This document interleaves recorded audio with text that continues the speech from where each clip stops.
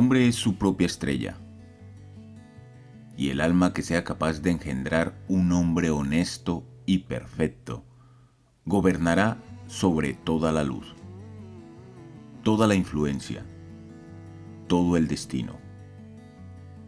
Para él nada llegará demasiado pronto o demasiado tarde. Nuestros actos son nuestros ángeles, nuestro bien o nuestro mal, las sombras fatales que caminan a nuestro lado.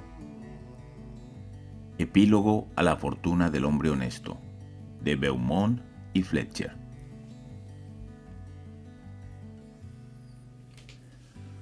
Leía yo el otro día unos versos compuestos por un pintor de renombre que me resultaban originales, nada corrientes. Sea cual sea el asunto, el espíritu siempre percibe una advertencia en esa clase de versos. El sentimiento que infunden tiene más valor que las ideas que contienen. En eso consiste el genio, en creer en tu propio pensamiento. Creer que lo que es verdadero para ti en tu corazón, lo es también para los demás. Otórgale voz a la convicción que late en tu interior, y ésta adquirirá un significado universal. Pues lo íntimo, con el tiempo, se transforma en lo general. Y nuestro primer pensamiento volverá a nosotros con las trompetas del día del juicio.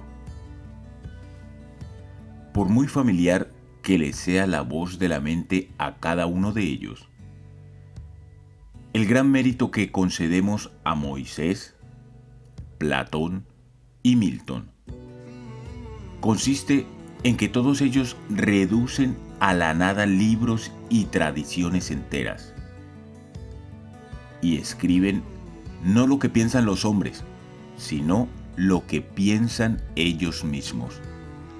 La persona debe aprender a detectar y a atender ese destello de luz que cruza el interior de su mente, en lugar de admirar el lustre del firmamento con sus bardos y sabios. Sin embargo, el hombre rechaza su propio pensamiento sin dudarlo, y lo rechaza porque proviene de sí mismo. En cada obra del genio reconocemos los pensamientos que hemos descartado. Vuelven a nosotros con una cierta majestuosidad ajena. Esta es la lección que nos enseñan las grandes obras de arte. Nos muestran cómo obedecer a nuestra impresión natural, y siempre con una inflexibilidad jovial, en aquellos momentos en que se nos llama desde la otra orilla. Si no es así, mañana alguien dirá con gran sentido común lo que nosotros pensábamos y sentíamos desde siempre, y por ello nos veremos obligados, no sin vergüenza, a adoptar de otro lo que era ya opinión nuestra. En la educación de todo individuo, hay un momento en que éste llega a la convicción de que la envidia es ignorancia, que la imitación es un suicidio, y que para bien o para mal debe tomarse a sí mismo como vara de medir. Llega un punto en que, por muy rebosante que esté la tierra de bondad, no tiene un solo cereal si no es aplicando sus herramientas a la porción de suelo que se le ha encomendado sembrar. El poder que entonces surge en él es algo nuevo dentro de la naturaleza. Él es el único que sabe qué puede hacer, aunque no estará seguro hasta que lo haya intentado. No en vano ciertos rostros, personajes o hechos le dejan una profunda huella mientras que otros le resultan indiferentes. Este arte de la escultura de la memoria tiene una armonía preestablecida. El ojo se coloca allí donde va a caer un rayo de luz para que pueda ser testigo de ello. Nosotros apenas expresamos la mitad de lo que somos y nos avergüenza la idea divina que cada uno representa. Podemos confiar con prudencia y buenos augurios en que sea impartida de manera sincera, pero Dios no dejará que un cobarde enseñe su obra. Un hombre solo reposa y se alegra cuando ha puesto toda su alma en su trabajo, cuando lo ha hecho lo mejor que sabía. Y sin embargo, lo que ha hecho o dicho de otra manera no le dejará descansar. Es un desahogo que no desahoga. El genio le abandona en el intento. Y en tal caso, las musas, la inventiva y la esperanza ni se le acercan. Confía en ti mismo. Cada corazón vibra según esa cuerda de hierro. Acepta el lugar que la divina providencia te ha otorgado, la sociedad de tus contemporáneos, la cadena de los sucesos. Así lo han hecho los grandes hombres. Como niños, se han encomendado al genio de sus tiempos, y su entendimiento ha manifestado que aquello que merece la pena se encontraba a su lado, trabajando a través de sus manos y dominando su ser. Ahora somos hombres y debemos aceptar con la mayor altura de miras el mismo destino trascendental. No somos menores ni incapaces resguardados en un rincón, ni tampoco cobardes que huyen ante la revolución, sino guías, redentores y benefactores que siguen el todopoderoso esfuerzo y que superan el caos y la oscuridad. Qué bellos son los oráculos que nos brinda la naturaleza en este texto, reflejados en los rostros y en el comportamiento de los niños, de los infantes e incluso de los necios. Ninguno de ellos muestra una mente dividida y rebelde, ni de confianza hacia los sentimientos propios, cuando la aritmética valora las fuerzas y medios contrarios a nuestro propósito. Sus mentes son completas, su mirada todavía no ha sido conquistada, y cuando miramos sus rostros nos desconcertamos. La infancia no se aviene a nada, todas las cosas se adaptan a ella, y así, un bebé hace que 4 o 5 adultos parloteen y jueguen con él. Igualmente, Dios ha dotado a la juventud, la pubertad y la madurez con idéntica picardía y encanto. Las ha hecho envidiables y graciosas. Y de ese modo, cuando alcanzan firmeza sus pretensiones, no deben dejarse de lado. No penséis que la juventud carece de fuerza porque no nos hable directamente. Prestadle atención. Si escucháis en la habitación de al lado su voz, os llegará con suficiente claridad y vehemencia. Parece que sabe dirigirse a sus contemporáneos. Sea tímida u osada, sabrá cómo convertirnos a todos los adultos en algo innecesario. Esa impasibilidad del joven que sabe que siempre tiene un plato caliente en su mesa y que, como si se tratase de un señor, declina decir algo amable para ganarse nuestra admiración. No deja de ser una sana actitud de la naturaleza humana. Un joven en un salón es lo mismo que una baraja en una casa de juego. Independiente y responsable, mira desde su rincón a las gentes y las cosas que pasan por allí. Los juzga a todos según sus méritos y con la rapidez del niño los califica como buenos, malos, interesantes, tontos, elocuentes o pesados. Para nada le interesan las consecuencias ni los intereses. Nos da un juicio independiente y genuino. Debes cortejarle tú, no él a ti. Sin embargo, el adulto es, por así llamarlo, prisionero de su propia conciencia. En el momento en que actúa o habla para el público, se convierte en un individuo comprometido, analizado según la simpatía o el odio de centenares de otras personas, cuyos efectos debe tener en cuenta a partir de ahora. No hay remedio para eso.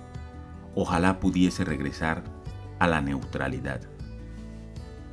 Quien pueda dejar atrás las promesas y después de haber tenido la perspectiva anterior, pueda mirar de nuevo desde una inocencia sin afectos, prejuicios ni sobornos. Ese debe ser un coloso.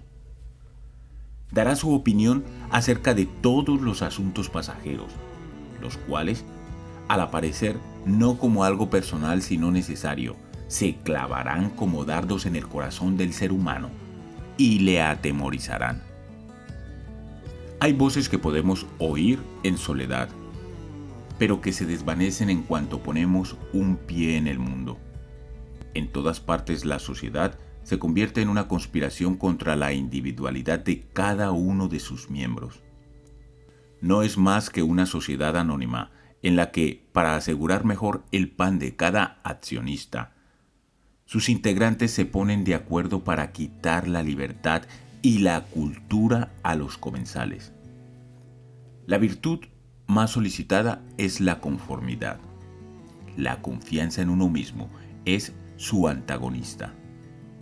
Esa sociedad no valora las realidades ni los creadores, sino los nombres y las costumbres. Aquel que quiera ser un hombre habrá de ser un inconformista.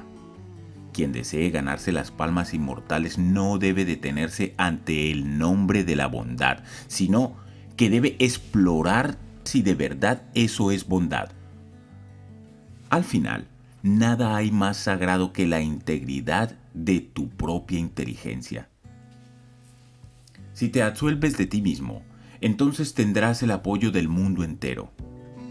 Recuerdo que una vez, siendo yo joven, tenía que dar respuesta a un estimado tutor que no paraba de importunarme con las viejas doctrinas de la iglesia. Cuando le pregunté, ¿qué tengo que hacer con las tradiciones sagradas si vivo enteramente desde mi interior? Mi compañero sugirió que esos impulsos pueden venir de lo más bajo, no de lo más alto. Yo le contesté, no creo que así sea. Pero, si soy hijo del diablo, entonces viviré de él. No hay ley que pueda ser más sagrada que la de mi propia naturaleza. El bien y el mal no son más que conceptos que fácilmente transferimos a esto o aquello. Pero lo único bueno es lo que prolonga mi naturaleza, y lo único malo es lo que va contra ella.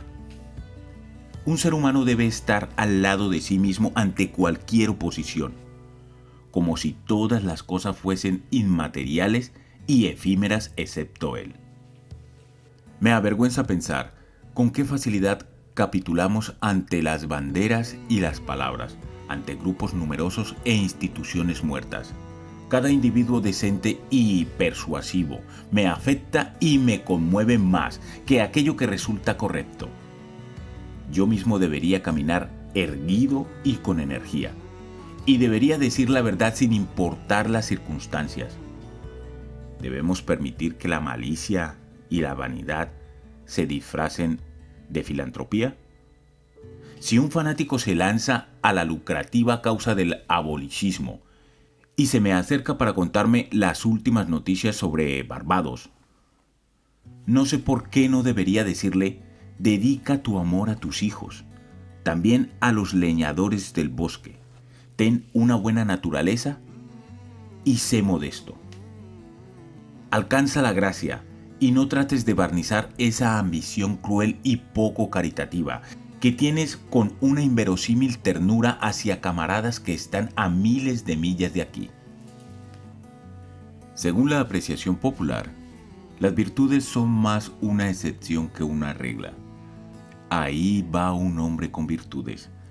Las personas llevan a cabo lo que se llama una buena acción, ya sea un acto de coraje o de caridad. De la misma manera que pagan una multa por no haber aparecido en la exhibición diaria, Sus obras no son más que una apología o un debilitamiento de su existencia en el mundo. Yo no quiero expiar mi culpa, quiero vivir. Mi vida tiene valor por sí misma, no está hecha para el espectáculo. La preferiría mucho antes aunque fuese menos variada, pero genuina y equilibrada, que rutilante e insegura. Quiero que sea firme y dulce, que no necesite dietas ni transfusiones. Te pido que me muestres ante todo que eres un hombre. Yo ya he aprendido que es lo mismo llevar a cabo una acción elevada que renunciar a ella. No puedo consentir el tener que pagar por un privilegio al que no tengo derecho por naturaleza. Por muy escasos y limitados que sean mis talentos, yo existo y no necesito el testimonio secundario mío o de mis compañeros. Todo lo que debo hacer es aquello que me concierne, no lo que los demás creen. Esta regla, que resulta tan dura en la existencia real como en la vida intelectual, funciona como distinción entre la grandeza y la mezquinidad. Y más dura resulta cuando os topéis con quienes dicen saber mejor que tú cuál es tu obligación. En sociedad es fácil vivir de la opinión de los demás, mientras que en soledad es fácil vivir de la nuestra propia. No obstante, un gran hombre es aquel que cuando está en medio de la multitud sabe salvaguardar la independencia de la soledad con perfecta gracia. La objeción principal a someterse a costumbres que ya os parecen muertas es que dispersan vuestras fuerzas, os hacen malgastar el tiempo y difuminan la huella de vuestro carácter. Si sustentas a una iglesia muerta o votas por un gran partido, ya sea a favor o en contra del gobierno, o pones tu mesa de cualquier manera, entonces me resultará difícil descubrir qué clase de persona eres bajo tantas caras. Además, obviamente, toda esa fuerza se resta de tu vida auténtica. Si por el contrario haces tu trabajo, sabré reconocerte. Haz tu trabajo y te reforzarás a ti mismo. La persona ha de saber que la conformidad es el juego de la gallina ciega. Si conozco a qué secta perteneces, conozco tus argumentos de antemano. Cuando oigo a un predicador anunciar que el tema de su sermón será la conveniencia de una de las instituciones de su iglesia, inmediatamente sé que no va a decir ni una sola palabra nueva y espontánea. Estoy convencido de que a pesar de mucha palabrería acerca de la necesidad de examinar los fundamentos de la institución, ni él mismo va a hacerlo. Sé que se ha prometido a sí mismo mirar solo hacia una parte, aquella que le está permitida, no como hombre, sino como pastor. No es más que un fiscal reprimido. Y la arrogancia del púlpito es la peor hipocresía. Pues bien, muchos son quienes se han vendado los ojos con este o aquel pañuelo, quienes se han adherido a una de estas opiniones generales. Esta sumisión no les hace falsos en unos pocos asuntos ni autores de unas pocas mentiras, sino que son falsos en todo. Ninguna de sus verdades es remotamente una verdad. Su 2 no el 2 real, ni su 4 es el 4 real. Cada palabra que dicen es una desilusión, aunque no sabemos por dónde empezar a corregirles. Mientras tanto, la naturaleza se da prisa en procurarnos el uniforme del partido al que nos hemos de unir. Así comenzamos a tener siempre la misma expresión en la cara y adquirimos poco a poco la misma mueca de estupidez. En particular, hay una experiencia humilde que no para de causar estragos, incluso en la historia general. Me refiero a la tonta mueca de admiración, a la sonrisa que forzamos cuando estamos en compañía poco agradable y para contestar en una conversación que no nos interesa en absoluto. Los músculos, que no se mueven espontáneamente, lo hacen según una voluntad mezquina. Se tensan a todo lo largo del rostro y dan una sensación de lo más desabrida. Si eres un inconformista, el mundo te castiga con su repulsa. Por ello, el individuo ha de aprender a valorar un gesto áspero. Los transeúntes le miran con recelo, ya sea en público o en casa del amigo. Si esta aversión tuviese origen en un oído o en una resistencia iguales a las suyas, bien haría en volverse a casa con el rostro triste. Pero el gesto antipático de la multitud, al igual que su rostro amable, no tiene un motivo profundo, sino que se lo ponen y quitan según sople el viento o les diga el periódico. Aún así, el descontento de las gentes es más imponente que el del Senado o la universidad. Para un hombre firme, es muy sencillo tolerar la ira de las clases cultivadas. La de estas es una ira decorosa y prudente, pues se trata de las clases en sí, muy vulnerables. Sin embargo, cuando a esa ira se añade la indignación de las demás gentes, cuando se levantan los ignorantes, cuando la fuerza bruta e irreflexiva que yace en el fondo de la sociedad ruge y se alza, hacen falta unos hábitos de la magnanimidad y la religión, dignos de un Dios, para tratarla como una fruslería sin importancia. El otro temor que nos hace huir de la confianza en nosotros mismos es nuestra coherencia. Esto es, el respeto hacia los actos y palabras del pasado. Los ojos ajenos no tienen más datos para valorar nuestra trayectoria que los hechos pasados, y somos reacios a defraudarlos. A pesar de todo, ¿por qué deberíamos mantener la cabeza sobre los hombros? ¿Cómo arrancar este cadáver de la memoria sin contradecir algo que dijiste en este o aquel lugar? Imagínate que te contradices. ¿Qué pasa entonces? Una de las reglas de la sabiduría parece ser el no guiarse solamente por la memoria, ni siquiera en actos de pura memoria, sino juzgar el pasado a través de millar de ojos del presente y vivir siempre un día nuevo. En tu metafísica has privado de personalidad a la deidad, y sin embargo, cuando surjan los sentimientos devotos en el alma, dótales de alma y vida, aunque tengas que disfrazar la figura de Dios con colores y formas. Abandona tu teoría, igual que José dejó su capa sobre la adúltera, y márchate. El duende de las mentes simples es la incoherencia, la misma que adoran los políticos, filósofos y clérigos más pobres. Si un espíritu grande posee consistencia, ya no le resta nada más por hacer. Puede dedicarse por entero a sí mismo y a su sombra. Di lo que piensas hoy con palabras austeras, y de la misma manera mañana di lo que piensas aunque contradiga lo que has dicho hoy. Así te asegurarás de que todos te malinterpreten. ¿Es por ello tan malo que le malentiendan a uno?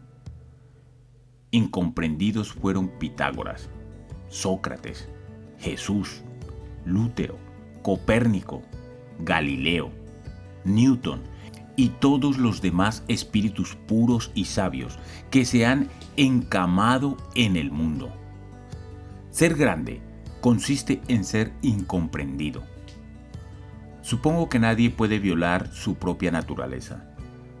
Todas las efusiones de su voluntad están cercadas por la ley de mi ser, del mismo modo que los salientes de los Andes y del Himalaya resultan insignificantes en la curva general del globo. Tampoco importa demasiado cómo calibras o pones a prueba al individuo. Una personalidad es como unas siglas o como un verso palíndromo. significa lo mismo ya lo leas hacia adelante o hacia atrás. En esta existencia deliciosa y retirada que Dios me ha concedido, me permito ir anotando mis humildes pensamientos día tras día, sin mirar hacia adelante o hacia atrás. Y no me cabe duda de que todos ellos son simétricos, aunque yo ni los vea ni los quiera así. Mi obra ha de tener aroma de los pinos y el zumbido de los insectos. Las golondrinas que sobrevuelan mi tejado deben enganchar en mi propia red los hilos o pajitas que llevan en el pico. Pasamos por aquello que somos. El carácter educa por encima de la voluntad. El ser humano piensa que puede comunicar sus virtudes o sus vicios solamente mediante acciones abiertas, y es incapaz de darse cuenta de que la virtud y el vicio en todo momento respiran por sí solos. Siempre habrá acuerdo acerca de cualquier variedad de acciones, cuando éstas sean honestas y naturales en su momento. Es así, porque de una sola voluntad emanan acciones en armonía, por muy distintas que parezcan entre sí. Sus diferencias se pierden al mirarlas desde cierta distancia, desde una forma de pensar más alta. Una sola tendencia las une a todas. Los mejores barcos navegan en una línea en zigzag producto de 1000 virajes. Pero si se mira desde la distancia, la línea se endereza. Una acción genuina vuestra no solo se explicará a sí misma, sino también a las demás de su clase. Por el contrario, vuestra conformidad no explica nada. Actuad de manera individual y todo lo que hayáis hecho de ese modo os justificará. La grandeza llama al futuro. Si hoy puedo ser lo suficientemente fuerte para actuar correctamente y burlarme de las miradas de los otros, es porque ya lo debo haber hecho en el pasado y así puedo defenderme. Sea como fuere, actúa bien en este momento. Si desechas las apariencias, podrás hacerlo. La fuerza del carácter es acumulativa. Los días virtuosos del pasado obran su fuerza en el presente. La conciencia de tener detrás de sí todo un tren de días memorables y de victorias, días que arrojan una luz uniforme sobre aquel que viene a actuar después y al cual vigila una escolta de ángeles. Eso es precisamente lo que enciende el trueno en la voz del Chatham, lo que otorga dignidad al porte de Washington y lo que hace que América se refleje en los ojos de Adams. El honor nos resulta venerable porque no es efímero, es siempre una virtud antigua. Hoy lo reverenciamos porque no pertenece al presente. Le tenemos afecto y le rendimos homenaje porque no constituye una trampa para nuestro amor y nuestra ofrenda, sino que depende de la persona, se deriva de ella, y por ello pertenece a una casta vetusta e inmaculada, incluso cuando se muestra en una persona joven. Espero que nuestros días pronuncien las últimas palabras sobre la conformidad y la coherencia. A partir de aquí, dejad toda esa palabrería para las revistas y la mofa. No hagamos reverencia ni pidamos perdón nunca más. Si hoy viene un gran hombre a comer a mi casa, no quiero agradarle yo, sino que quiero que él desee agradarme. Yo representaré a la humanidad, y aunque quiero hacerla amable, antes quiero hacerla verdadera. Encaremos y frenemos la sutil mediocridad y la escuálida felicidad de los tiempos. Lancémosle a la cara a las modas, al comercio y a los oficios el hecho incontestable de la historia, que allí donde trabaja cada ser humano hay un pensador y actor noble y responsable. Que el hombre verdadero no pertenece a ningún otro lugar ni época, sino que es el centro de las cosas. Allí donde está él, está la naturaleza, nos valora a nosotros, a todos los hombres y todos los hechos. De ordinario, cada individuo de la sociedad nos recuerda a algo o a alguien. La personalidad y la realidad no evocan nada en absoluto, pues toman el lugar de la creación misma. El ser humano ha de tener tal magnitud que convierta las circunstancias en algo irrelevante. Cada hombre auténtico es una causa, una nación y una era. Precisa de un espacio, de números y tiempo infinitos para conseguir su propósito, de tal modo que la posteridad parecerá seguir sus pasos como una retahíla de clientes. Nace alguien llamado César, y durante siglos tenemos el Imperio Romano.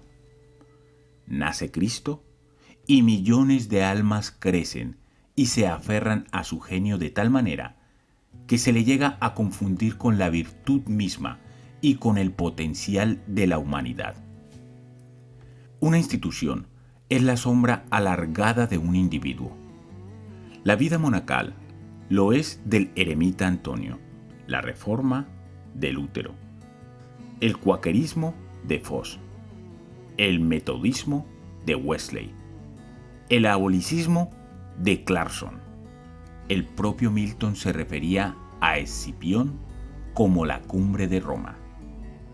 Toda la historia se despliega a partir de la biografía de unas pocas figuras sólidas y austeras. Dejad entonces que el individuo encuentre su propia valía, y así mantendrá todas las cosas bajo su dominio. No le permitáis que espíe o robe, ni tampoco que ande de un sitio a otro escondiéndose, como si fuese un mendigo, un bastardo o un intruso. Sin embargo, el hombre de la calle, que no encuentra en su interior un valor que se corresponda con la fuerza necesaria para construir una torre o esculpir un dios de mármol, se siente como un desheredado cuando mira obras semejantes. Para él, un palacio, una estatua o un libro caro tienen un aire lejano y prohibido, como si fuese un carruaje muy vistoso que parece decirle: ¿y tú quién eres? Muy al contrario, son todas cosas suyas, reclaman su atención y piden que sus facultades se muestren y tomen posesión de ellas. El cuadro aguarda mi veredicto. No tiene control sobre mí, sino que soy yo quien ha de decidir si merece el elogio. Recordad aquella fábula en la que cogían a un borracho de la calle, lo llevaban a casa de un duque, lo aseaban y vestían, y después le metían en la cama de éste, tras lo cual, a la mañana siguiente, todos le trataban con la pompa digna de un duque, y le contaban que había estado fuera de sus cabales.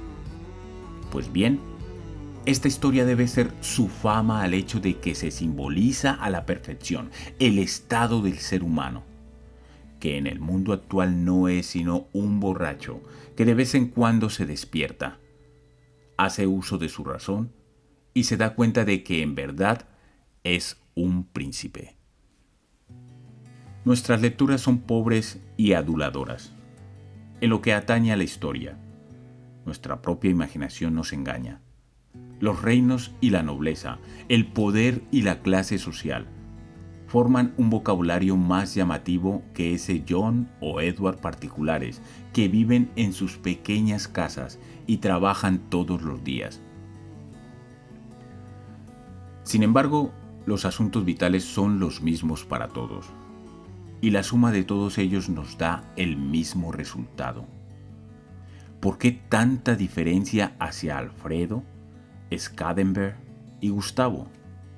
Imaginemos que fueron todos ellos hombres virtuosos. ¿Acaso ellos agotaron las virtudes? Lo que depende de tus actos privados hoy es tan grande como lo que aquellos dejaron tras sus célebres pasos públicos. Cuando un individuo particular actúa a partir de un punto de vista original, Las acciones de los reyes le transfieren el esplendor de los caballeros. Al mundo lo han educado sus reyes, los cuales han hipnotizado los ojos de las naciones. Un símbolo de tal calibre nos ha enseñado la reverencia mutua que el hombre ha de tener con los demás hombres. Esa lealtad gozosa con la que individuos de todo el mundo han soportado que sus monarcas, nobles o propietarios se guiasen según sus leyes particulares, que para juzgar a los hombres y las cosas tuviesen una escala distinta, que no pagasen sus privilegios con dinero sino con honor, y que se creyesen representantes de la ley, constituye el jeroglífico mediante el cual han tenido oscura conciencia de sus derechos y su gallardía, lo cual es atributo de todos los hombres. El atractivo que ejerce toda acción original se explica cuando preguntamos acerca del motivo de la confianza en uno mismo. ¿Quién confía? ¿Sobre qué sujeto primigenio puede fundamentarse una confianza universal? ¿Cuál es la naturaleza y el poder de esa estrella que desafía a la ciencia? Ese astro sin paralelo ni elementos mensurables, que arroja un haz de belleza incluso sobre acciones impuras y triviales, siempre que aparece el más mínimo rastro de independencia. Estas preguntas nos llevan a ese manantial que llamamos espontaneidad o instinto, que es esencia del genio, la virtud y la vida. A esta sabiduría primigenia la denominamos intuición, mientras que todo lo que viene después son enseñanzas. En esta fuerza primera y profunda encuentran su origen común todas las cosas, incluso aquellos hechos remotos que la ciencia no alcanza. Esto sucede porque el sentido de la existencia que, sin saber cómo, se despierta en nuestra alma durante los momentos de calma y no es diferente de los objetos, del espacio, de la luz, del tiempo o del hombre, sino que con ellos forma una unidad y objetivamente proviene de la misma fuente de la que provienen la vida y el ser de estos. Primero compartimos la vida que hace que las cosas existan, tras lo cual pasamos a verlas como apariencias de la naturaleza y olvidamos que hemos compartido su causa. Ahí yace la fuente de la acción y del pensamiento. Son esos los pulmones de la inspiración que dota al individuo de conocimiento y que no puede ser negada sin hacer gala de impiedad y ateísmo. Nos hallamos en el regazo de una inteligencia inconmensurable que nos hace receptores de su verdad y de sus medios de acción. Cuando discernimos la justicia o la verdad, no lo hacemos por nosotros mismos, sino que estamos dejando paso a sus rayos de luz. Si nos preguntamos de dónde procede, si tratamos de fisgonear en el espíritu que la origina, toda la filosofía resultará errónea. Todo lo que podemos asegurar es su presencia o su ausencia. Cada persona distingue los actos voluntarios de su mente, de sus percepciones involuntarias, y sabe que debe tener una fe inquebrantable en las segundas. Podrá equivocarse en su expresión, pero sabe que éstas son de tal manera y no admiten discusión, como el día y la noche. Mis acciones voluntarias y mis hallazgos son pasajeros. Por el contrario, es el sueño más espontáneo, la emoción más simple y vaga quienes guían mi curiosidad y mi respeto. La gente atolondrada es la que contradice con la misma facilidad sus percepciones y sus opiniones, pues no distinguen entre ambas. Se imaginan que soy yo quien elige percibir esto o aquello. Antes bien, la percepción no es caprichosa, sino obligatoria. Si yo veo un rasgo distintivo, después también mi hijo lo verá. Y con el paso del tiempo, lo hará la humanidad entera, a pesar de que nadie lo haya visto antes que yo. Mi percepción es un hecho, tanto como lo es el sol. Las relaciones entre el alma y el espíritu divino son tan puras que constituye una profanación el tratar de interponer entre ellas ayuda de especie alguna. Cuando Dios se dirige a nosotros debe comunicarse, debe decir no una cosa sino todas, debe llenar el mundo con su voz y debe esparcir la luz, la naturaleza, el tiempo y las almas desde el corazón del pensamiento actual, para así dar al mundo un tiempo y una creación nuevas. Allí donde hay una mente simple que recibe la sabiduría divina, los asuntos viejos se desvanecen. Caen medios, maestros, textos y templos. Allí vive el ahora y absorbe el pasado y el futuro en el momento actual. Todas las cosas que se relacionan con ella, sean de la naturaleza que sean, se tornan sagradas. La causa de las cosas disuelve a éstas y los milagros particulares desaparecen en un milagro universal. Así pues, nunca creáis a aquel que dice conocer a Dios y hablar con Él, pues te remonta al vocabulario de alguna vieja nación, a otro mundo. ¿O es que la bellota es mejor que el roble, si este es la comunicación de aquella? ¿Es el padre mejor que el hijo, al que ha legado su ser ya maduro? ¿Por qué, pues, tanta idolatría hacia el pasado? Los siglos no hacen sino conspirar contra la sensatez y la autoridad del espíritu. El tiempo y el espacio no son más que matices de color creados por el ojo, mientras que el alma es la luz. Donde llega esta, se abre el día. Donde deja de estar, llegó la noche. Y en todo ello la historia no es más que una impertinencia y un agravio. Y eso admitiendo que es algo más que una jubilosa apología o una parábola de mi ser y mi devenir. El hombre es tímido y no cesa de pedir disculpas. Ya no camina erguido, ni se atreve a decir yo pienso o yo soy, sino que se limita a citar a algún santo o erudito. Siente vergüenza ante una brisa de hierba o una rosa en flor. Estas rosas que brotan bajo mi ventana no hacen referencia a otras anteriores ni mejores. Son las que son. Existen con Dios en este día. Para ellas no existe el tiempo. Solo está la rosa, que es perfecta en cada instante de su existencia. Antes de que florezca un capullo, su vida al completo entra en acción. En la flor ya no hay nada más, mientras que en la raíz desnuda yace todo.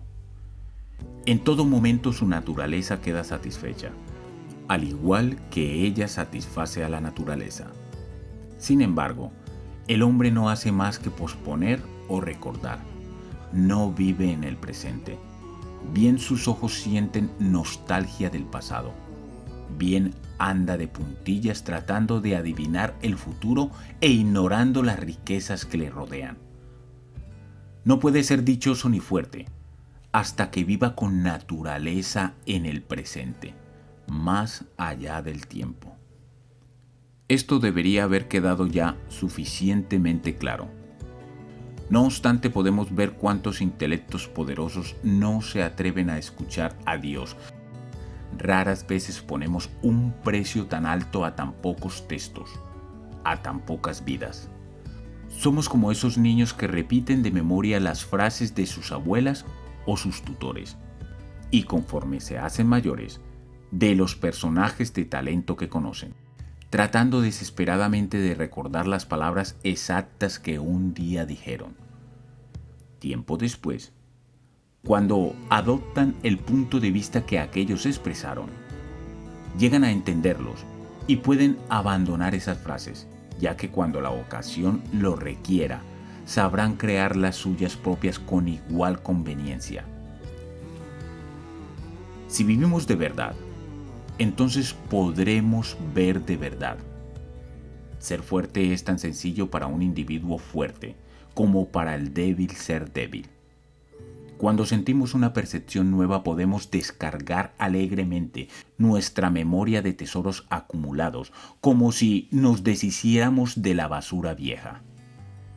Cuando el individuo vive con Dios, su voz es tan dulce como el murmullo de un arroyo o el susurro de los campos de maíz.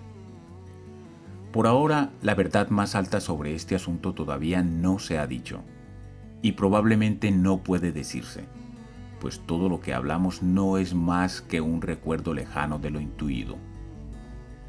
De mis pensamientos, el que más se puede acercar es el siguiente. Cuando el bien se te acerque, cuando sientas la vida en tu interior, no será de la manera habitual. No distinguirás ya las huellas de otros. No verás el rostro de otro hombre, ni oirás otro hombre. El modo, la idea y el beneficio serán totalmente extraños y nuevos. Dejarás de un lado el ejemplo y la experiencia. Tomarás el camino desde el hombre, no hacia él. Todos los que han vivido solo son consejeros ya olvidados. También el miedo y la esperanza quedarán atrás. Y es que hay algo mezquino incluso en la esperanza. En el momento en que llega la visión no hay nada que podamos llamar con propiedad gratitud y gozo. El espíritu que se alza por encima de las pasiones contempla la identidad y la casualidad eterna, percibe la existencia propia de la verdad y lo recto, y entonces se calma con la conciencia de que todas las cosas siguen su curso apropiado. Los vastos espacios naturales, el océano Atlántico, los mares del sur, los grandes períodos de tiempos, años, siglos, todo eso deja de contar. Esto que pienso y experimento constituye la base de todos los estados pretéritos de la vida y de sus circunstancias, e igualmente es el sustento del presente, de lo que llamamos vida y lo que llamamos muerte. Es la vida lo que tiene valor, no el haber vivido. El poder cesa en los momentos de reposo, pues reside en el momento de transición de un estado pasado a otro nuevo, en el pasado del abismo, en el dardo que se dirige a su objetivo. El mundo odia esta realidad, esto es, que el espíritu deviene, ya que eso equivale a degradar el pasado para siempre, convertir todas las riquezas en migajas y toda reputación en vergüenza. Contundir al santo con el maleante. Si es así, ¿por qué hablamos tanto sobre la confianza en uno mismo? Donde quiera que esté presente el alma, habrá un poder no satisfecho, sino activo. Opinar sobre la confianza es solo una manera pobre y externa de hablar. Es preferible hablar de aquello que confía, aquello que obra y que es. Quien posee mayor grado de obediencia que yo, me domina, aunque no levante un dedo. A su alrededor me muevo gracias a la gravitación de los espíritus. Cuando hablamos de una virtud eminente, nos la imaginamos como algo retórico. Todavía no hemos sido capaces de advertir que la virtud significa altura, que por las leyes de la naturaleza un hombre o una compañía de hombres, maleables y permeables a los principios, deben conquistar y gobernar sobre todas las ciudades, las naciones, los reyes, los millonarios y los poetas que carecen de esa naturaleza. He aquí el hecho último al que rápidamente llegamos en este asunto, como en todos los demás. La resolución de todo en el siempre sagrado uno, la existencia en sí misma, es el tributo de una causa suprema. De tal modo que la medida del bien se establece según el grado en el que ésta penetra en las formas inferiores. Las cosas son reales en función de la virtud que contienen. El comercio, el matrimonio, la guerra, la elocuencia. Todos ellos son algo y merecen mi respeto como ejemplos de la presencia y la acción impura de aquella. Puedo ver cómo en la naturaleza esa misma ley obra su influencia sobre la conservación y el desarrollo. En la naturaleza el poder es la medida esencial de lo correcto. Ella no permite en su reino nada que no se ayude a sí mismo. La creación y desarrollo de un planeta, su posición y órbita, el árbol torcido que se recupera del huracán o los recursos vitales de todo animal y vegetal son ejemplos de un espíritu autosuficiente y seguro de sí mismo. De este modo, todo se concentra. No seamos vagabundos y sentémonos en el hogar con la causa. Deslumbremos y confundamos a esa chusma de hombres y libros intrusos declarando con naturalidad el hecho divino. Obliguemos a los invasores a que se quiten los zapatos, pues Dios habita en esta casa. Dejemos que sea nuestra sencillez quien los juzgue, que sea la obediencia a nuestra propia ley quien revele la mísera naturaleza y fortuna de nuestros adinerados ciudadanos. Con todo, todavía somos una muchedumbre.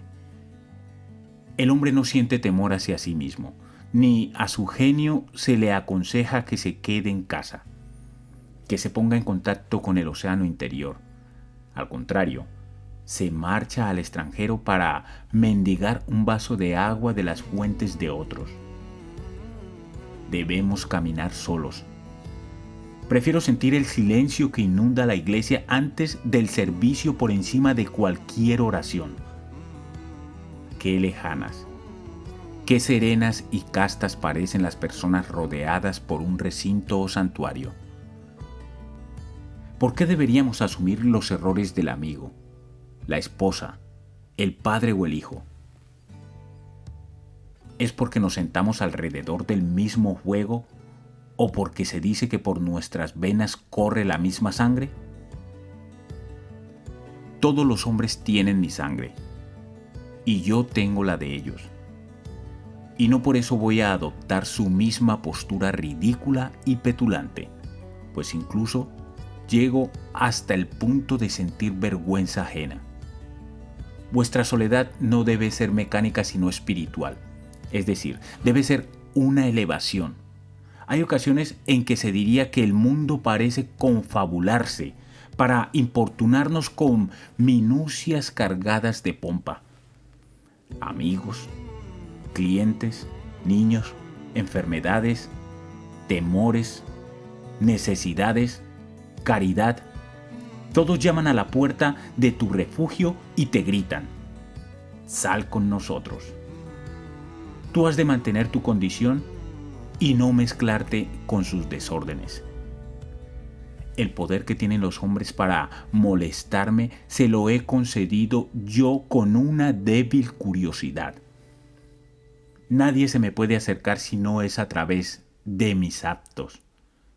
Tenemos aquello que amamos, pero el deseo nos hace despojarnos del amor.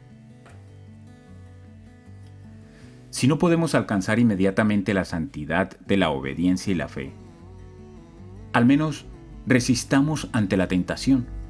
Entremos en estado de guerra, levantemos el coraje y la constancia en nuestras almas sajonas.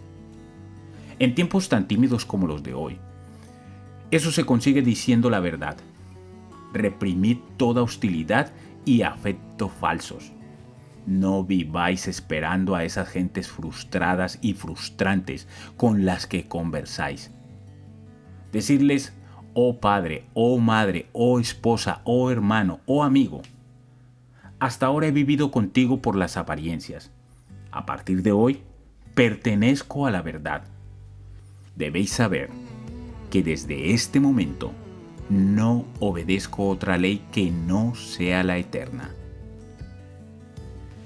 En mí no encontraréis promesas, sino cercanía. Me esforzaré por alimentar a mis progenitores, por mantener a mi familia y por ser digno marido para mi esposa. Pero estos vínculos he de consumarlos de un modo nuevo y nunca antes visto. Os hablo desde vuestras propias costumbres, pero debo ser yo mismo. Ya no puedo dividirme por vosotros, ni puedo exigiros a vosotros tal cosa. Si podéis amarme por lo que soy, entonces todos seremos felices. Si no podéis, buscaré merecer que lo hagáis. No esconderé mis gustos ni mis aversiones. Confiaré tanto en que todo lo que es profundo es también sagrado, que no escatimaré fuerzas en hacer aquello que el corazón me señale y me deleita interiormente. Si eres de carácter noble, te amaré. Si no lo eres, ni tú ni yo nos ofenderemos con cumplidos hipócritas. Si eres auténtico de un modo distinto al mío, sé fiel a tus compañeros, que yo me buscaré los míos. No hago nada de esto con fines egoístas, sino con humildad y honradez. Por mucho que hayamos vivido entre mentiras, el objetivo mío, tuyo y de todos los hombres es vivir dentro de tu verdad. ¿Parece demasiado severo decir algo semejante en nuestros días?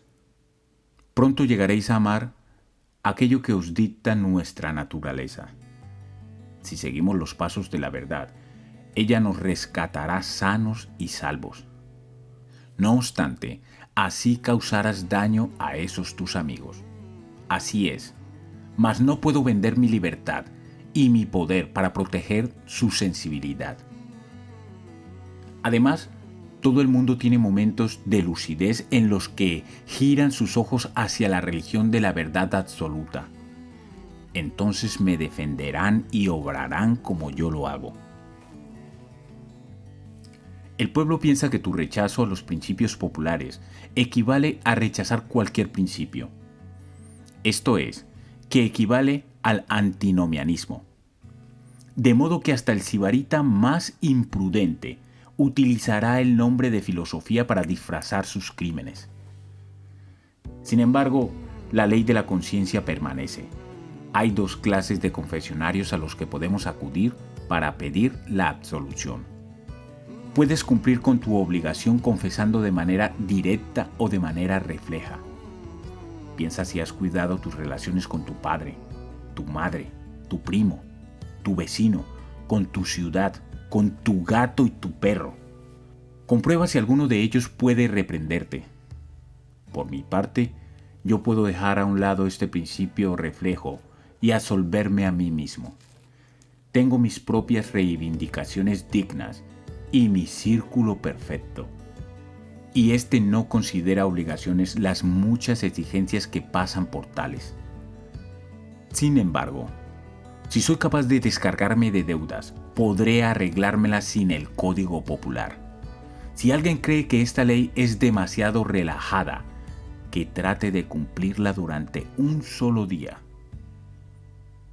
En verdad muestra rasgos divinos, quien es capaz de rechazar los argumentos habituales de la humanidad para aventurarse a confiar en sí mismo como dueño de sus acciones. Su corazón tiene que ser elevado, su voluntad fiel y su vista limpia, para que de veras pueda erigirse en doctrina, sociedad y ley para sí mismo. Pues el propósito más simple es para él, tan fuerte como la necesidad imperiosa lo es para otros. Si alguien tiene en cuenta estos aspectos referentes a lo que llamamos sociedad, comprobará cuán necesaria resulta esta ética. Diríase que le han arrancado la fibra y el corazón al hombre, y por eso se ha transformado en un quejica, temeroso y abatido. Tenemos miedo a la verdad, a la fortuna, a la muerte y a cada uno de nosotros mismos. Nuestra era no produce individuos extraordinarios y perfectos. Queremos hombres y mujeres que renueven la vida y nuestra situación social. Pero vemos que la mayoría de las figuras son poco solventes, que no pueden satisfacer ni sus propias necesidades, que su ambición excede con mucho su fuerza práctica, y que continuamente se inclinan para suplicar. Nuestra vida doméstica es digna de un mendigo. Ni siquiera hemos elegido nuestras artes, nuestras actividades, nuestros matrimonios o nuestra religión, sino que la sociedad lo ha hecho en nuestro lugar. Somos soldados de salón. Rehuimos la difícil batalla del destino, que es donde nace la fuerza. Si nuestros jóvenes fracasan en sus primeras labores, perderán la esperanza si un joven mercante falla. Le dicen que está arruinado. Si transcurrido un año de haberse graduado, el mejor de nuestros cerebros universitarios no consigue que le metan en una oficina de los alrededores de Boston o Nueva York, tanto a él como a sus amigos les parecerá bien justificado que éste se desmoralice y se queje durante el resto de sus días. Cualquier muchacho en cualquier lugar, con suficiente empuje como para acometer todas las profesiones, para crear un equipo, labrar o vender de puerta en puerta, para mantener una escuela, dar sermones, editar un periódico, ir al Congreso, comprar terrenos públicos y demás. Vale tanto como un centenar de esas marionetas de ciudad. Él sí camina hombro con sus tiempos y no siente vergüenza por no estudiar una profesión. Ya que no demora su vida, sino que la vive en el momento. No tiene una oportunidad, sino cientos. Deja que un estoico explique los recursos del individuo y les diga a los hombres que no son sauces llorones, sino que pueden y deben ser independientes, que ejercitando la confianza en uno mismo surgirán poderes nuevos, que un hombre es el mundo encarnado, nacido para sanar a los pueblos, que debería avergonzarse de nuestra compasión y que en el momento que actúa por sí mismo y arroja por la ventana las leyes, los libros, el fanatismo y las costumbres, entonces dejamos de tenerle lástima y pasamos a darle las gracias y a reverenciarle. Ese maestro restaurará el esplendor que corresponde a la vida del hombre y hará que toda la historia admire su nombre. No resulta difícil comprobar que una firme confianza en uno mismo ha de provocar una revolución en todas las funciones y vínculos del individuo, en su religión, su educación, sus ambiciones, su modo de vida, sus alianzas, sus propiedades y sus reflexiones. Primero, ¿a qué oraciones se entregan los hombres? Eso que llaman oficio sagrado tiene poco de valiente y de varonil. La oración mira hacia afuera y reclama que una virtud ajena aporte un complemento también ajeno. Y para ello se pierde en un embrollo infinito acerca de lo natural y lo sobrenatural, lo meditativo y lo milagroso. Un rezo que implora una comodidad particular, cualquier cosa que no sea el bien universal, está corrompido. La oración es la mirada sobre los hechos vitales desde el punto de vista más alto. Es el soliloquio de un espíritu contemplativo y jubiloso. Es el Espíritu de Dios que aprueba su propia obra. Sin embargo, cuando la plegaria tiene como objetivo un fin privado, se transforma en una mezquinidad y un robo, ya que supone una dualidad y no una unidad en la naturaleza y en la conciencia. En cuanto el individuo se une a Dios, deja de mendigar. En ese momento es capaz de ver una oración en todas las acciones. La del campesino que se arrodilla en el campo para quitar la mala hierba, o la del remero que también se arrodilla a la llamada de su timonel. Son plegarias de verdad que se pueden escuchar a lo largo y ancho de toda la naturaleza, si bien en este caso buscan objetivos sencillos. En la obra Bonduca de Fletcher, cuando el personaje de Catarach le advierten que debe conocer los pensamientos del Dios andante, responde: su significado oculto yace en nuestros esfuerzos, Nuestros valores son los mejores dioses. Nuestros lamentos son otro tipo de plegarias falsas. El descontento es la carencia de confianza en uno mismo, una enfermedad de la voluntad.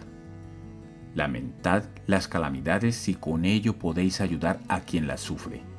Si no es así, aplicaos a vuestra tarea y con ello comenzará a repasarse el mal. Nuestra compasión es tan mezquina como el lamento. Acudimos a quienes lloran por tonterías, nos sentamos a su lado y lloramos para acompañarlos, en lugar de mostrarles la verdad y la salud con descargas eléctricas que les pongan de nuevo en comunicación con su propio sentido común. El secreto de la fortuna está en la alegría de nuestras manos. Dioses y hombres dan la bienvenida a todo aquel que se ayuda a sí mismo. Para él todas las puertas están abiertas. Todas las voces le saludan, todos los honores le coronan y todas las miradas le siguen con deseo. A él va nuestro amor y lo abraza. Precisamente porque no lo necesita, le tocamos y recibimos con ansia y precaución, porque decidió seguir su camino e ignorar nuestras críticas. Los dioses le aman porque los hombres le odian. Los benditos inmortales socorren a aquel que persevera.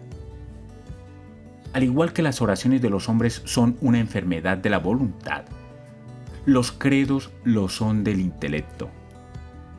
Habla tú, o que hable cualquiera de los nuestros, y le obedeceremos. No hay lugar donde no me resulte imposible encontrar a Dios en mi hermano, pues éste ha cerrado ya las puertas de su propio templo y se limita a recitar las fábulas de Dios de su hermano, o del Dios del hermano de su hermano. Una mente nueva es una nueva clasificación.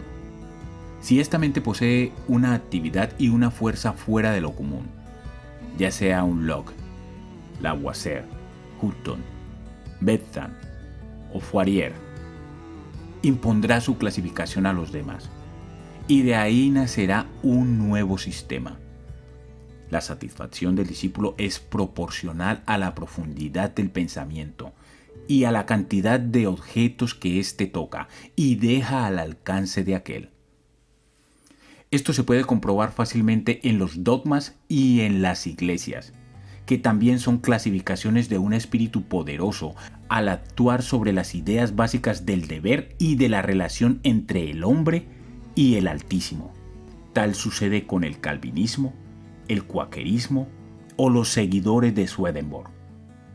El creyente lo somete todo a la nueva terminología y por ello experimenta el mismo placer que siente esa niña que aprende botánica mientras ve un campo nuevo con nuevas plantas. Durante un cierto tiempo, el discípulo creerá que su inteligencia ha aumentado gracias al estudio de la mente de su maestro.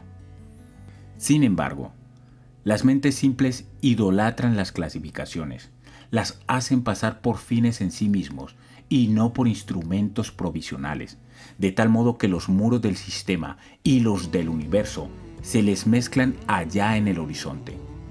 Creen que los astros cuelgan del arco que construyó su maestro. No pueden entender que vosotros deberíais tener derecho a mirar. Ni siquiera entienden que vosotros también sabéis mirar. Deben habérselas ingeniado para robarnos la luz.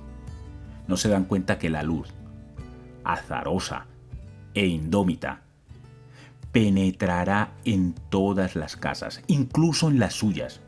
Dejadles que graznen y crean que les pertenece.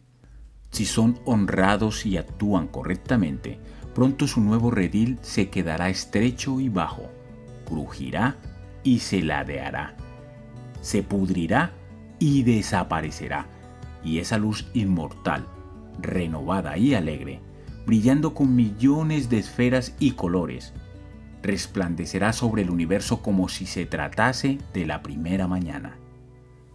La falta de una cultura propia hace que la superstición de viajar, cuyos ídolos son Italia, Inglaterra y Egipto, fascine a mucha gente. quienes convirtieron a Inglaterra, Italia o Grecia en objetivos de veneración para la imaginación. Lo hicieron quedándose donde estaban, como si fuesen el eje de la Tierra. En las horas de empuje sentimos que el deber es nuestro sitio. El alma no es un viajero. El hombre sabio se queda en casa. Y cuando las necesidades o el deber le llaman a salir de ella o a viajar a tierras extrañas, su semblante dice a los hombres que viene como misionero del conocimiento y de la virtud, y por ello visita ciudades y gentes en calidad de rey, no como intruso o ayuda de cámara. No voy a poner objeciones a la navegación alrededor del globo, mientras ésta sirva a los propósitos del arte, el estudio y de la benevolencia, pues con ella primero se puede adiestrar al individuo o conseguir que no se marche al extranjero con la esperanza de hallar algo más grande que lo que ya conoce. Quien viaja por pasatiempo o para conseguir lo que no tiene se aleja de sí mismo y por muy joven que sea, envejece entre objetos viejos. Su voluntad y su mente se hacen viejas y se dilapidan tanto como las ciudades mismas. Lleva ruinas y a las ruinas. Viajar es el paraíso de los ingenuos. Nuestros primeros viajes sirven para descubrir cuán poco diferentes son los lugares. En mi propia casa puedo soñar que me embriaga la belleza de Nápoles y Roma. Y gracias a eso me abandona la tristeza. Hago las maletas, me despido de los amigos, me embarco y amanezco en Nápoles. Pero no he dejado atrás la cruda realidad. Junto a mí está el mismo sujeto triste e intranquilo del que pretendía huir. Busco el Vaticano y los palacios. Intento que me embelecen sus vistas y evocaciones, pero no es así. Mi coloso va donde quiera que yo voy. Con todo el furor por los viajes, es síntoma de una debilidad mayor que afecta a toda la actividad intelectual. El intelecto es un vagabundo. Pero es nuestro sistema educativo quien estimula la impaciencia. Nuestra mente viaja mientras nuestros cuerpos han de permanecer en casa. Nos conformamos con imitar, pero ¿qué es la imitación sino el viaje de la mente? Nuestras casas se construyen según el gusto extranjero. Nuestras estanterías se adornan con ornamentos extraños y nuestros gustos, opiniones y facultades se inclinan hacia el pasado y lo distante. Allí donde florecieron las artes fue porque el alma las creó. El artista solo tuvo que buscar modelos en su propia mente. Fue una aplicación de su pensamiento a la cosa que había que hacer y a las condiciones que había que cumplir. La belleza, la proporción, la grandeza de pensamiento y la expresión austeras nos resultan tan cercanas a nosotros como a cualquiera. Y si el artista estudia con confianza y devoción qué es lo que tiene que hacer y tiene en cuenta el clima, la tierra, la duración del día, las necesidades de la gente, los hábitos y formas de gobierno, entonces será capaz de crear un hogar en que quepan todos ellos y de paso satisfará el gusto y los sentimientos. Insiste en ti mismo. No imites jamás. En todo momento puedes presentar tu talento con la fuerza acumulada que otorga la labor de una vida. Por el contrario, el talento que se adopta de otros solo se posee de manera extemporánea e incompleta. Solo el hacedor puede decir lo que uno sabe hacer mejor. Nadie sabe qué es hasta que él se lo muestre. Si no, ¿dónde está el maestro que pudo enseñar a Shakespeare? Y el de Franklin, Washington o Newton. Todo gran hombre es único. El escipionismo de Escipión es precisamente la parte de la que no podemos apropiarnos. Shakespeare nunca emergerá del estudio de sus obras. Haz aquello que se te ha asignado y no podrás esperar ni arriesgarte demasiado. En este momento te aguarda una frase tan valiente y sublime como el escoplo de Fidias, la escápula de los egipcios, o la pluma de Moisés o Dante, aunque distinta de todas ellas. No parece probable que un espíritu tan fértil y elocuente, y con tantas voces distintas, se digne a repetirte las cosas. Sin embargo, si puedes oír a estos patriarcas, podrás responderles con el mismo tono de voz, pues el oído y la lengua son dos órganos de una misma naturaleza. Habita en las regiones sencillas y nobles de tu vida. Obedece a tu corazón y llegarás a reproducir de nuevo el antemundo. Si nuestra religión, nuestra educación y nuestro arte dirigen la mirada al extranjero, lo mismo ocurre con el espíritu de nuestra sociedad. Todos los hombres alardean de haber contribuido al progreso de la sociedad, y sin embargo, el hombre no ha progresado nada. La sociedad no progresa nunca. Cuando avanza por un lado, es para retroceder por otro. Está en continua transformación. Es bárbara, civilizada, cristiana, opulenta o científica. Pero estos cambios no constituyen una mejora. Por cada cosa que se nos concede tenemos que entregar algo. La sociedad se enriquece con artes nuevas a costa de perder instintos antiguos. ¿Qué contraste entre, por una parte, el bien vestido que lee, escribe y piensa, y lleva en su bolsillo un reloj, un lápiz y una letra de cambio, y por otra, el nativo desnudo cuyas posesiones se reducen a un garrote, una lanza, una estrellita y un rincón en la choza común para pasar la noche? No obstante, si comparáis la salud de ambos, veréis que el hombre blanco ha perdido su vigor primitivo. Si es cierto lo que dicen los viajeros, golpead con un hacha a un salvaje, y observaréis que sus heridas se cierran en 1 o 2 días, como si hubieseis descargado sobre una resina blanda, mientras que un golpe semejante llevará al hombre blanco directamente a la tumba. El hombre civilizado construye carruajes, pero ha abandonado el uso de los pies. Podrá apoyarse en las muletas, pero ha perdido la potencia de los músculos. Lleva un precioso reloj suizo, pero ha olvidado cómo averiguar la hora valiéndose del sol. Podrá encontrar información fiable en su almanaque náutico de Greenwich, pero el hombre de la calle desconoce las estrellas del cielo. No contempla el solsticio, y del equinoccio apenas sabe nada. El radiante calendario del año no tiene indicador en su mente. Su agenda debilita su memoria. Las bibliotecas son una carga para su ingenio. Las casas de seguros hacen que aumente el número de accidentes. Y cabe preguntarse si la tecnología no nos estorba demasiado. Si con el refinamiento no habremos perdido fuerza. Y también algo de empuje de la virtud natural, por culpa de un cristianismo atrincherado en sus formas e instituciones. Y es que cada estoico era un estoico. Pero en la cristiandad, ¿dónde está el cristiano? No hay desviación mayor en la ley moral que la que afecta a la altura o el volumen. Hoy día los hombres no son más grandes que los de antes. Puede observarse una extraña igualdad entre los hombres ilustres de la antigüedad y los de ahora. Ni toda la ciencia ni el arte, ni la religión ni la filosofía del siglo XIX sirven para educar hombres más grandes que los héroes que creó Plutarco 23 o 24 siglos atrás. La casta no progresa con el tiempo.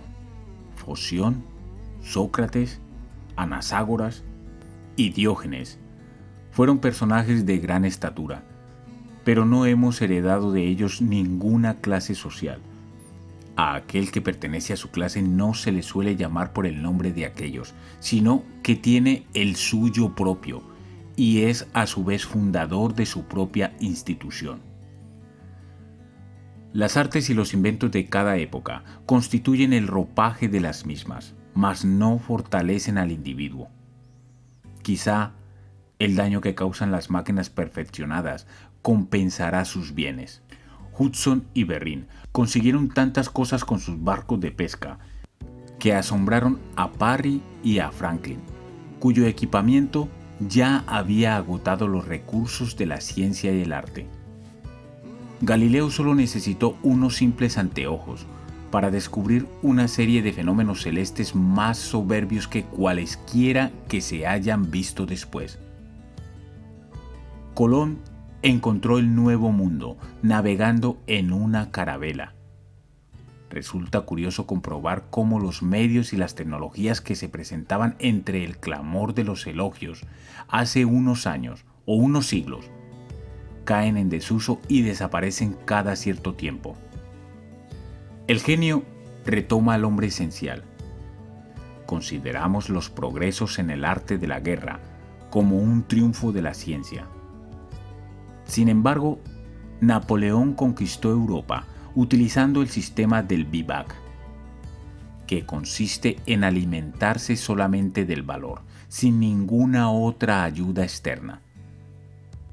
Según las casas, el emperador mantenía que resultaba imposible formar un ejército perfecto si a los soldados no se les quitan las armas, los almacenes, los comisarios y los vehículos, y al modo romano se les entrega una ración de trigo para que lo trituren en sus manos y se hagan ellos mismos su pan. La sociedad es una ola. La ola avanza, pero el agua de la que está compuesta no. La misma partícula no se eleva desde el valle hasta la cresta. Su unidad es solo una apariencia. Las personas que forman hoy una nación morirán el año que viene y se llevarán con ellos sus experiencias. Así, la confianza en la propiedad, incluyendo la confianza en los gobiernos que la protegen, también denota falta de confianza en uno mismo. Hace tanto tiempo que los hombres han apartado la mirada de sí mismos y de las cosas que han llegado a contemplar las instituciones religiosas, cultas y civiles como defensores de la propiedad, y desprecian toda crítica hacia aquellas porque creen que son ataques a esta. Miden el valor de las personas por lo que poseen, no por lo que son. A pesar de ello, el nuevo respeto por la naturaleza propia hace que el hombre culto sienta vergüenza de sus posesiones. Sobre todo, odia lo que tiene y considera que es accidental, que le ha llegado por herencia, por donación o mediante un delito. Entonces siente que eso no es poseer, que nada le pertenece, que sus bienes no tienen vínculos con su ser, sino que simplemente los conserva porque no hay ladrón ni revolución que se los arrebate. Pero la naturaleza del hombre consiste en adquirir constantemente, y lo que adquiere es una propiedad viva, que no está expuesta a los legisladores, las multitudes, las revoluciones, el fuego, la tormenta o las bancarrotas, sino que está en constante renovación allí donde respira el ser humano. Tu parte de la vida, decía el califa Alí, va siempre detrás de ti, así que deja de andar buscándola. Nuestra dependencia respecto de estos bienes ajenos nos conduce a un respeto servil por los números. Los partidos políticos celebran asambleas populares. A medida que aumenta la concurrencia, los millares de ojos y brazos nuevos que saludan a cada nueva agrupación permiten que el joven patriota se sienta más fuerte que antes. Igualmente, los reformistas convocan asambleas donde se vota y se toman decisiones por aclamación. Amigos míos, Dios no se acercará y habitará en vosotros por medio de semejantes. En el momento en que un hombre deja de lado todo el apoyo externo, es cuando le veo fuerte y predominante. Cada vez que tiene que recurrir a su estandarte se hace más débil. ¿Acaso un individuo no es mejor que una ciudad? No le pidas nada al hombre, pues en un mundo en eterno cambio, es tu columna firme la que debe aparecer como sustento de todo aquello que te rodea. Aquel que sabe que el poder es innato, que entiende que la debilidad proviene de buscar la bondad fuera de sí mismo, y sabiéndolo se lanza a su propio pensamiento, es quien puede caminar erguido, gobernar sus extremidades y obrar milagros, igual que quien camina apoyándose en los pies es más estable que quien lo hace sobre la cabeza. Así pues, utilizad aquello que llamamos fortuna. Muchos son quienes juegan con ella, y lo ganan todo o lo pierden todo. Depende de la rueda. Pero tú has de entender que tales ganancias son ilícitas y debes desenvolverte en la causa y el efecto, que son los dignatarios de Dios. Trabaja y adquiere dentro de la voluntad. Así retendrás la rueda de la fortuna y no tendrás que temer sus giros. Una victoria política, una subida de los alquileres, la recuperación tras una enfermedad o el regreso del amigo ausente son hechos que nos colman de alegría, y con buena lógica piensas que tras ellos han de venir días propicios. No te lo creas. Nada que no seas tú puede darte paz. Nada que no sea el triunfo de los principios.